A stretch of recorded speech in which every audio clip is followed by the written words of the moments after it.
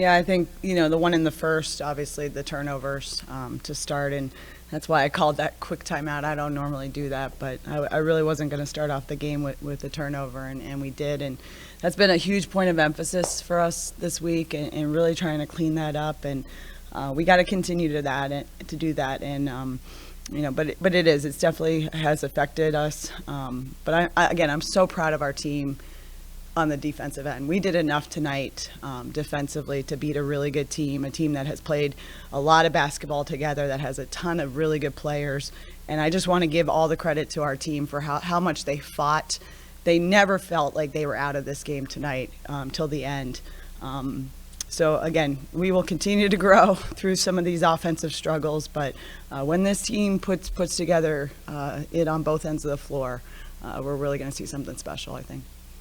Speaking of you mentioned their experience, it seems like every time you guys were trying to get over that hump, that 9 to 10, 12-point hump and try to close that deficit, they would have an answer. Yep. I mean, how much did their experience kind of play into that, and how they were able to, get those shots when they needed to? It's huge. We talk a lot about winning plays, even that play that they did to that long pass that they had there at end of the quarter. So they kill you with some, we had some great defensive possessions, and then obviously they get a big offensive rebound, and they're very timely winning plays there. So again, this group, like I said, and you guys are probably sick of me saying it, we're continuing to learn through that and what it takes to beat some of the best teams in this league. And I think we're right on the cusp. I thought we played really well at Purdue Fort Wayne. Here's another example of how well we can play at times, but we got to put it together for 40 minutes and not have those droughts that you talked about. Can you kind of maybe describe what you feel like you guys are kind of working through most on the offensive end, and what's the issue you feel like are? Yeah, I think tonight a little bit of their physicality bothered us. Their size at times. We try to simulate that a lot in practice. We have a great male practice squad that really puts a lot of time and effort into it, but it's not the same. And they're very experienced. They take away your actions. They take away the first action. They take away the second action. Now once they do that, how can we score off of that? So you're going to have to do that against some of the better teams in this league, and it's not going to come as easy as it does sometimes in practice or sometimes against some other teams. Gregory and Eric King led the way, so Yeah. talk about their progress. I mean, they've just been fearless out there. They've been thrown into the starting lineup. They've been thrown into a big role, and they continue to get better, and they continue to grow. And I drew up that play for Sophia to hit a three, and that was the call, and she stepped up, and what a great, play that it was, a great screen, a great pass, like really good team execution there. But for her to hit that in that situation and really continue to you put some pressure on Green Bay there. So I've been so happy with them. I've been so happy with our young kids. I thought Daisha Lewandowski, another redshirt freshman, came in, got huge time for us. We really liked that matchup with her size and her toughness. So that the learning that they're going through right now is invaluable.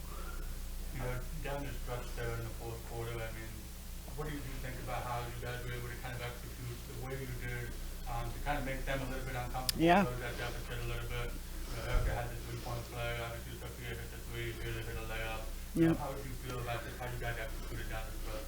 Yeah, I thought we executed better in those situations than sometimes throughout the game, right? And again, you try to simulate that stuff in practice, but it's really hard to. And so this is a great learning experience for our group. I thought they did end-of-game situations really well. We got that tie up there.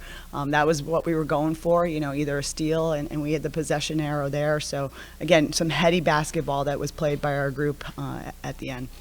You guys head back to the road now, go to Rice State. Just what do you know about the night? That's a huge game. You look at the standings, you look at going back on the road, picking up a road win, trying to steal one on the road. Obviously, I think we play really well here at home, but this is a big time game for us on Sunday. We got to be smart about our rest and recovery. I thought that we laid it all out there tonight, but I know our group is going to be ready to go on Sunday. Talked about Daisha, how she's also seen an uptick in her playing time. Seems like she's kind of one of those players that does a lot of the dirty work. She doesn't score, but she's playing hard defense. She's bringing the ball to the floor. How crucial is it to a team like yours to have a glue player like Daisha who can do a lot of the dirty work and really simulate a lot of pressure in practices when you're preparing. Yeah, Daisha's an unbelievable leader. She's got a great voice with our team. She's super vocal. She's got a really high basketball IQ for a young player.